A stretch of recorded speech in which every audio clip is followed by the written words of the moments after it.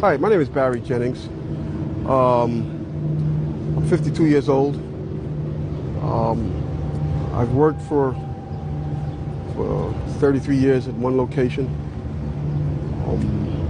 Basically, like I said, I'm married, father of 4. That's it. Why don't you tell people your experience from the very beginning of the day on September 11, 2001? All right, it was, as I told you guys before, it was very funny. I was on my way to work, and traffic was excellent. I received a call that a small Cessna had hit the World Trade Center, and I was asked to go and man the Office of Emergency Management at the World Trade Center 7 on the 23rd floor. As I arrived there were police all in the lobby. They showed me the way to the elevator. We got up to the 23rd floor. Me and Mr. Hess, who I didn't know was Mr. Hess at the time, we got to the 23rd floor. We couldn't get in. We had to go back down. Then security and police took us to the freight elevators, where they took us back up, and we did get in. Upon arriving into the OEM EOC, we noticed that everybody was gone.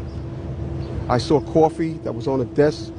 Still, the smoke was still coming off the coffee. I saw half-eaten sandwiches, and only me, Mr. Hess, was up there. After I called several individuals, one individual told me that to leave and leave right away. Mr. Hess came running back in and said, "We're the only ones up here. We got to get out of here." He found the stairwell. So we subsequently went to the stairwell and we're going down the stairs. When we reached the 6th floor, the landing that we were standing on gave way. There was an explosion, and the landing gave way. And I was left there hanging. I had to climb back up, and now I had to walk back up to the 8th floor. After getting to the 8th floor, everything was dark. It was dark, and it was very, very hot. Very hot. I asked Mr. Hess to test the phones as I took a fire extinguisher and broke out the windows. Once I broke out the windows, I could see outside below me. I saw police cars on fire, buses on fire. I looked one way, the building was there. I looked the other way, it was gone. I was trapped in there for several hours. I was trapped in there when both buildings came down. The firefighters came. They came to the window, and because I was going to come out on the fire hose. I didn't want to stay there any longer. It was too hot. I was going to come out on the fire hose. They came to the window. They started yelling, "Do not do that. It won't hold you." And then they ran away. See, I didn't know what was going on. That's when the first tower fell. When they started running, the first tower was coming down. I had no way of knowing that. Then I saw them come back. Now I saw them come back with more concern on their faces. And then they ran away again. The second tower fell. So as they turned and ran the second time, the guy said, "Don't worry, we'll be back for you." And they did come back. This time they came back with 10 firefighters. And they kept asking, "Where are you? We don't know where you are." I said, "I'm on the north side of the building," because when I was on the stairs, I saw north side. Excuse me.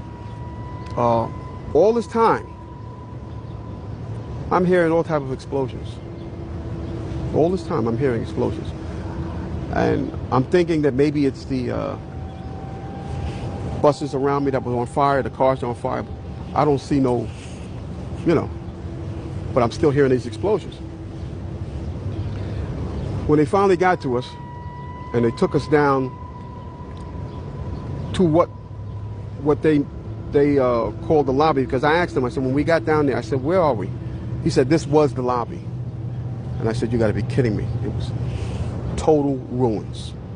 Total ruins. Now keep in mind, when I came in there, the lobby had nice escalators. It was a huge lobby. And for me to see what I saw, it was unbelievable.